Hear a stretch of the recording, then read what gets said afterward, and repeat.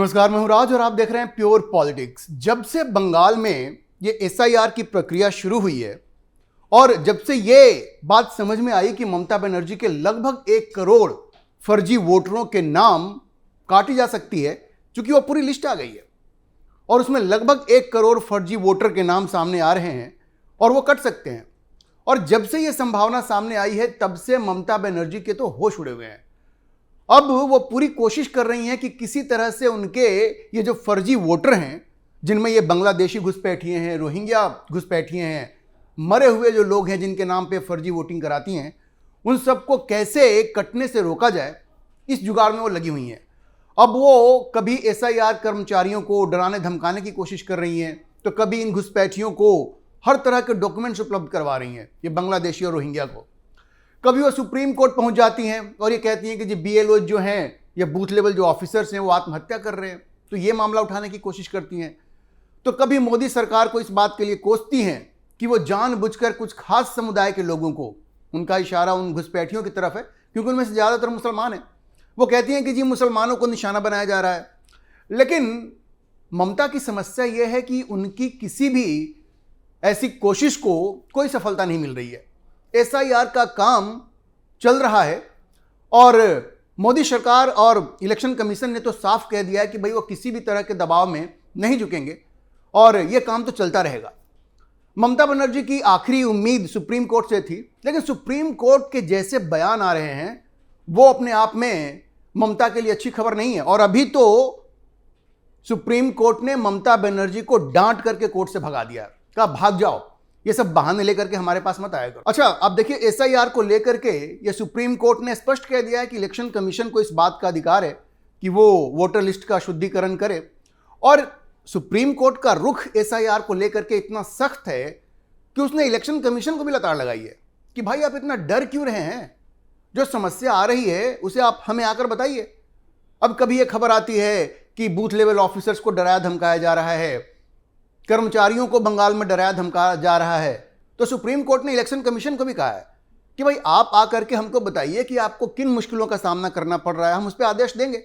तो election commission को भी सुप्रीम कोर्ट ने बड़ा टाइट किया है और कहा है कि भाई हमें किसी और से ये सुनने की जरूरत नहीं है कि आपको बंगाल में किस तरह की मुश्किलों का सामना करना पड़ रहा है। और सुप्रीम कोर्ट ने इलेक्शन कमीशन को साफ साफ कह दिया है कि ममता बनर्जी से आपको डरने की जरूरत नहीं है। और ये सब देख करके ममता बनर्जी के होश उड़ गए हैं और उन्होंने बिल्कुल चीखना चिल्लाना शुरू कर दिया है। अब देखिए सुप्रीम कोर्ट में अभी एक याचिका गई जिसमें यह कहा गया कि भाई वहां जो एसआईआर की प्रक्रिया में जो कर्मचारी लगे हुए हैं उनके ऊपर बड़ा दबाव है और वहां पे माहौल इतना खराब हो गया है कि वहां पे जो सेंट्रल फोर्सेज हैं उनकी तैनाती होनी चाहिए। तो सुप्रीम कोर्ट ने बड़ा स्पष्ट कहा कि भाई किसी तरह की अराजकता को बर्दाश्त नहीं किया जाएगा, उसको अलाउ नहीं किया जाएगा। और इसी मुद्दे पे सुप्रीम कोर्ट ने कहा इलेक्शन कमीशन को कि भाई ये दूसरे लोग आकर के हमको बता रहे हैं कि वहां पे आपको मुश्किलों का सामना करना पड़ रहा है, वहां पे सेंट्रल फोर्स की तैनाती होनी चाहिए, तो आप ये बात क्यों नहीं कहते। और देखिए इलेक्शन कमीशन पे इतना दबाव बनाया हुआ है ममता बनर्जी ने, और ये जो राहुल गांधी हैं और तमाम जो विपक्षी पार्टियां हैं जो घुसपैठियों और फर्जी वोटरों के दम पे चुनाव जीतना चाहती हैं, उन लोगों ने इतना दबाव बनाया हुआ है कि इलेक्शन कमीशन भी थोड़ा पशुपेश में आ जाता है। अब इलेक्शन कमीशन खुद तो नहीं जाता है, लेकिन वहां जो कुछ हो रहा है उसको देख करके दूसरे लोग ऐसी याचिकाओं को लेकर के सुप्रीम कोर्ट तक पहुंच रहे हैं। तो इसी बात पे सुप्रीम कोर्ट ने एक तरह से इलेक्शन कमीशन को डांटा है कि भाई आपको कोई परेशानी है आप हमें बताइए, हम उसका रास्ता निकालेंगे। अब देखिए इस मामले में एक नोटिस भी इशू किया सुप्रीम कोर्ट ने संबंधित पक्षों को, और ये जो बेंच है जिसमें chief justice of India Suryakant हैं और उनके अलावा उस बेंच में जस्टिस जयमाला बागची। मैंने एक बात आपको पहले के वीडियो में बताया था कि जब से ये चीफ जस्टिस सूर्यकांत बने हैं, मतलब ये जस्टिस सूर्यकांत जब से चीफ जस्टिस बने हैं तब से सुप्रीम कोर्ट थोड़ा सा बदला बदला दिख रहा है। इन मुद्दों पे सुप्रीम कोर्ट का बड़ा स्पष्ट रुख है कि भाई किसी के डराने धमकाने दबाने का कोई असर नहीं पड़ने वाला है। जो कानूनी प्रक्रिया है, खास करके जो एसआईआर है, वो तो होकर के रहेगा, ये कोई रोक नहीं सकता। आप चाहे ये बांग्लादेशी घुसपैठियों को बचाने की कोशिश करें या रोहिंग्या घुसपैठियों को बचाने की कोशिश करें, वो कोशिश सफल नहीं होने वाली है। पहले कभी सुप्रीम कोर्ट इतना स्पष्ट आदेश नहीं देता था, इतनी स्पष्ट बात नहीं करता था जितनी स्पष्ट बातें सुप्रीम कोर्ट अब कर रहा है। तो ये जो बेंच है जस्टिस सूर्यकांत की और जस्टिस जयमाला बागची की, उसने इस पे संबंधित पक्षों को नोटिस भी जारी किया और इलेक्शन कमीशन को यह कहा कि भाई आप हमें बताया कीजिए, क्योंकि ये जो याचिका उनके पास गई है, ये जो याचिका है सनातनी संसद इस नाम की संस्था वहां पे गई है सुप्रीम कोर्ट में, और उसने कहा कि भाई पश्चिम बंगाल में एक तो वहां पे चुनाव में हिंसा की इतनी संभावना होती है, और अभी जो एसआईआर की प्रक्रिया चल रही है उसमें इतना दबाव बनाया जा रहा है, हिंसा भी हो सकती है बीएलओज के साथ, तो आप वहां पे सेंट्रल फोर्स दीजिए। तो ये जो सनातनी संसद है उसकी याचिका पर सुनवाई करते हुए एक तो ये इस बेंच ने, जिसमें जस्टिस सूर्यकांत जो कि चीफ जस्टिस हैं और जस्टिस बागची, उन्होंने नोटिस इशू किया और इलेक्शन कमीशन को कहा कि भाई आपको डरने की जरूरत नहीं है, आप हमें बताया कीजिए, ये इनकी गीदड़ भभकियों से कुछ नहीं होने वाला है, और ममता बनर्जी ये बीएलओज को डरा नहीं सकते, और एसआईआर की प्रक्रिया में जितने भी कर्मचारी लगे हुए हैं उनको वो डरा नहीं सकती, और ऐसा अगर वो करती हैं तो सुप्रीम कोर्ट उनका बढ़िया इलाज करेगा। अच्छा, इन चीजों को देख करके जो चीफ जस्टिस सूर्यकांत है वो थोड़े नाराज भी हुए, और उन्होंने कहा कि भाई ये तीसरे लोग, ये सनातनी संसद, ये सब हमारे पास आ रहे हैं, भाई आप क्यों नहीं आ रहे हैं, आप हमारे पास आइए ना, ये बीएलओज किसके हैं, ये आपके लिए काम कर रहे हैं। तो आप ममता बनर्जी से आपको इतना डर लग रहा है कि आप खुद आकर के ये बात नहीं बता रहे हैं और तीसरे लोगों को आकर के हमको ये बताना पड़ रहा है, तो आप सोच लीजिए कि इस मुद्दे पर सुप्रीम कोर्ट का रुख कितना कड़ा है और ममता बनर्जी के लिए कितनी मुश्किल स्थिति पैदा हो गई है, क्योंकि सुप्रीम कोर्ट एसआईआर के खिलाफ कुछ भी सुनने को तैयार नहीं है। ये जब बिहार में एसआईआर हुआ था और इन लोगों ने इतना ड्रामा किया था, उसी वक्त सुप्रीम कोर्ट ने कह दिया था कि भाई टेम्पलेट तो हम बना दे रहे हैं, आपने एक चीज कही कि आधार कार्ड शामिल होना चाहिए, वो हमने शामिल कर लिया, और आधार कार्ड भी सिर्फ पहचान प्रमाण पत्र है, वो आपकी नागरिकता का प्रमाण पत्र नहीं है, ये भी सुप्रीम कोर्ट ने बड़ा स्पष्ट कर दिया था। अब उसके आगे सुप्रीम कोर्ट कुछ भी सुनने को तैयार नहीं है, और सुप्रीम कोर्ट ने कह दिया है कि वो इलेक्शन कमीशन को हर संभव मदद उपलब्ध करवाएगा। ये ममता बनर्जी, राहुल गांधी ये चीखते चिल्लाते रह जाएंगे, लेकिन वोटर लिस्ट का शुद्धिकरण हो करके रहेगा और उसको कोई रोक नहीं सकता। अच्छा देखिए, इलेक्शन कमीशन ने तब कहा, इलेक्शन कमीशन के वकील ने, कि भाई वहां पे जो भय की स्थिति पैदा की जा रही है, तो जो लोकल पुलिस है उसको भाई इलेक्शन कमीशन के अंदर लाना पड़ेगा, क्योंकि पुलिस तो वहां राज्य सरकार के अधीन काम कर रही है, तो हम लोग कैसे काम करेंगे। तो एक उपाय ये हो सकता है कि जो पुलिस है उसको इलेक्शन कमीशन के अंदर लाया जाए, और उन्होंने ये उदाहरण भी दिया कि अभी इलेक्टोरल ऑफिसर और जो डिस्ट्रिक्ट इलेक्टोरल ऑफिसर है उनको उनका घेराव किया गया था। सोचिए किस तरह का दबाव बनाया जा रहा है, ये तृणमूल कांग्रेस के कार्यकर्ताओं के द्वारा उनका घेराव किया गया था दबाव बनाने के लिए। तो इसीलिए इलेक्शन कमीशन ने कहा कि भाई ये लोकल पुलिस को हमारे अंदर आप कीजिए। तो देखिए, इस पे तो चीफ जस्टिस सूर्यकांत बहुत नाराज हुए, उन्होंने कहा कि भाई इस तरह से तो कानून को अपने हाथ में लेने की इजाजत किसी को नहीं दी जा सकती। लेकिन जस्टिस बागची ने कहा कि आप एक काम कीजिए, पहले जाकर के आप पश्चिम बंगाल की सरकार को कहिए कि आपको ज्यादा फोर्स अवेलेबल कराए, और फिर अगर वो नहीं सुनती है ममता बनर्जी, तब आप हमारे पास आइएगा, तब हम इसका उपाय निकालेंगे। तो देखिए, बीएलओज को डरा धमकाकर फर्जी वोटरों को बचाने की सारी कोशिश ममता बनर्जी की अब बेकार हो रही है, अब वो सफल नहीं होने वाला है। ये एसआईआर पूरी तरह से वोटर लिस्ट को शुद्ध करेगा, ममता बनर्जी को जितना चीखना हो, चिल्लाना वो चिल्ला लें, उसका कोई फर्क नहीं पड़ने वाला है। लेकिन इसी बीच एसआईआर और वोट चोरी पर ये जो फर्जी नैरेटिव बनाने की कोशिश राहुल गांधी कर रहे हैं, उस पर गृह मंत्री अमित शाह ने जबरदस्त हमला किया है और राहुल गांधी की जबरदस्त क्लास लगाई है। अब देखिए, लोकसभा में एसआईआर बहस का जवाब देते हुए अमित शाह ने राहुल गांधी की बखिया तो उधेड़ी, साथ में यह भी कह दिया कि आप वोट चोरी की बात करते हो, लेकिन सच ये है कि वोट चोरी तो आपके खानदान ने किया है। एक तरह से उन्होंने कह दिया कि वोट चोरी तो जवाहरलाल नेहरू ने किया, वोट चोरी इंदिरा गांधी ने किया। देखिए, अमित शाह ने कहा कि जब आप चुनाव जीत जाते हैं तो वोटर लिस्ट सही होता है, उसमें कोई दिक्कत नहीं होती है, और जब आप चुनाव हार जाते हैं तो वोटर लिस्ट में आप तरह तरह की कमियां निकालने लगते हैं, जैसे बिहार में आप हार गए।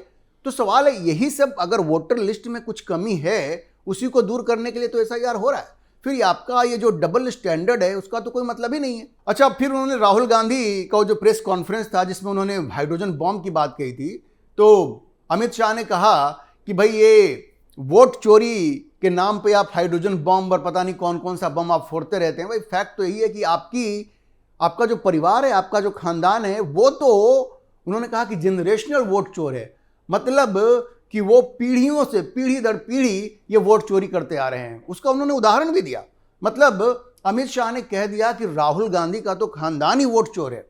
अब सोचिए कितना बड़ा अटैक किया अमित शाह ने राहुल गांधी को, और राहुल गांधी का चेहरा उस वक्त देखने लायक था। अच्छा, जब थोड़ी सी झड़प भी हो गई वहां पे राहुल गांधी और अमित शाह के बीच में, जब राहुल गांधी ने यह कहा कि पहले आप मेरे सवालों का जवाब दीजिए कि ये जो चीफ जस्टिस हैं उनको ये इलेक्शन कमीशन के मेंबर्स को चुनने में उनकी जो भूमिका बनाई गई थी उससे उनको क्यों हटाया गया। तो अमित शाह बड़े गुस्से में आ गए और बोले आपके कहने से मैं जवाब नहीं दूंगा, आप कोई नहीं होते हैं कि आप हमको डायरेक्शन देंगे कि हम किस चीज़ का जवाब कब दें और आपके कहने पर भी जवाब दूंगा। कहा मैं हर चीज़ का जवाब दूंगा लेकिन आप हमें डायरेक्शन देने वाले नहीं हैं। तो आप समझ सकते हैं अमित शाह कितने क्रोध में थे। उन्होंने तो राहुल गांधी की बखिया उधेड़ी और राहुल गांधी की तो घिग्गी बन गई। इतने गुस्से में आप अमित शाह को कभी नहीं देखेंगे, खास करके संसद में। बड़े ही संतुलित होते हैं और बड़े ही सधे अंदाज में जवाब देते हैं। लेकिन राहुल गांधी की जो बेवकूफ़ियां हैं ना, उसको देख करके आज अमित शाह का भी जो संयम है वो जवाब दे गया और बहुत गुस्से में वो आ गए।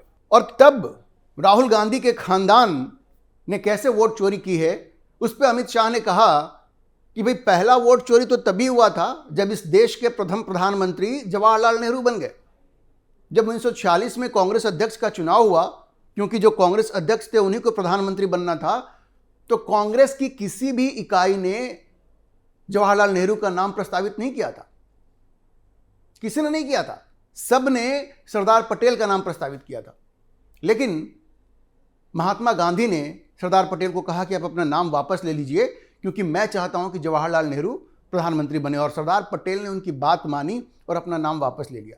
आप सोचिए, जिस व्यक्ति को एक भी कांग्रेस यूनिट नहीं चाहती थी कि वो इस देश का प्रधानमंत्री बने, उसको महात्मा गांधी ने जिद करके इस देश का प्रधानमंत्री बना दिया। उनको कोई नैतिक अधिकार नहीं था। तो पहली वोट चोरी तो वहीं हो गई और अमित शाह ने यही राहुल गांधी को याद दिलाया। और आप देखते राहुल गांधी का चेहरा कैसे देखने लगा। अच्छा, फिर उन्होंने याद दिलाया कि किस तरह से इंदिरा गांधी वोट चोरी करके रायबरेली से चुनाव जीती थी, जिसको कि इलाहाबाद हाई कोर्ट ने रद्द कर दिया था। और इससे बड़ी वोट चोरी क्या हो सकती है, अमित शाह ने पूछा। और उसके बाद हाई कोर्ट के फैसले को मानने की जगह ये जो इंदिरा गांधी थी, उन्होंने इस देश में इमरजेंसी लगा दी और तमाम इमरजेंसी का फायदा उठा करके संविधान में कई तरह के बदलाव उन्होंने किए। तो अमित शाह ने कहा कि भाई इससे बड़े वोट चोरी और क्या होगा, और आप तो भाई इस तरह से खानदानी वोट चोर हैं। इसके अलावा अमित शाह ने एक वो मुद्दा भी उठाया जो कि एक लंबे समय से पेंडिंग है। सोनिया गांधी के ऊपर ये जो आरोप है कि वो इस देश की नागरिक बनी, उससे पहले ही उनका नाम इलेक्टोरल रोल में आ गया था। अमित शाह ने इस बात को भी उठाया और कहा कि भाई आपका तो जो पूरा खानदान है, वो नेहरू, इंदिरा गांधी, अब सोनिया गांधी, इन सबों के ऊपर इतने गंभीर आरोप हैं कि आप किस मुंह से दूसरों के ऊपर आरोप लगाते हैं। और देखिए, बड़ा गंभीर मामला है। कहते हैं कि वो सफदरजंग जो थाना है उसमें केस बहुत लंबे समय से दर्ज है, उसकी किसी ने सुध नहीं ली है। अब जाके कोर्ट में मामला फिर से गया है और आप देखिए इस पर क्या फैसला आता है। क्योंकि ये कोई आरोप नहीं है, इसकी चर्चा भारत की मीडिया में लंबे समय से होती रही है कि सोनिया गांधी ने फर्जी तरीके से अपना नाम वोटर लिस्ट में शामिल करवाया, उस वक्त जबकि वो इस देश की नागरिक भी नहीं थी। और अमित शाह ने आज सदन में इस मुद्दे को उठाया और राहुल गांधी की तो बखिया उधेड़ दी। कैसे जवाहरलाल नेहरू ने वोट चोरी की, कैसे इंदिरा गांधी ने वोट चोरी की, और अब किस तरह से ऐसे आरोप उनकी मां सोनिया गांधी पर लग रहे हैं। तो राहुल गांधी का चेहरा भी देखने लायक था। आज अमित शाह ने तो राहुल गांधी को खानदानी वोट चोर साबित कर दिया। तो देखिए, SIR और वोट चोरी को लेकर के ये ममता बनर्जी और राहुल गांधी जिस तरह से मोदी सरकार को घेरना चाह रहे थे, वो तो उनकी मंशा सफल नहीं हुई, पूरे विपक्ष की घिग्गी बन गई है। अब अगर ये नहीं सुधरे तो ये जिन 2-4 राज्यों में उनकी सरकार बची है वो भी उनके हाथ से निकल जाएगी, क्योंकि जनता हर चीज़ देख रही है। और ना तो राहुल गांधी में उनका कोई विश्वास है और ना ही विपक्ष के इन टेंट्रम्स में, ये जो तिकड़म वो कर रहे हैं, उसमें देश की जनता का कोई विश्वास है। अभी के लिए इतना ही। हम इस खबर पर नजर बनाए रखेंगे और आपको अपडेट करते रहेंगे। आप इस विषय पर क्या सोचते हैं, अपनी राय कमेंट बॉक्स में जरूर लिखें। और अगर आपको वीडियो पसंद आया हो तो आप इसे लाइक करें, शेयर करें और हमारे चैनल को सब्सक्राइब जरूर करें।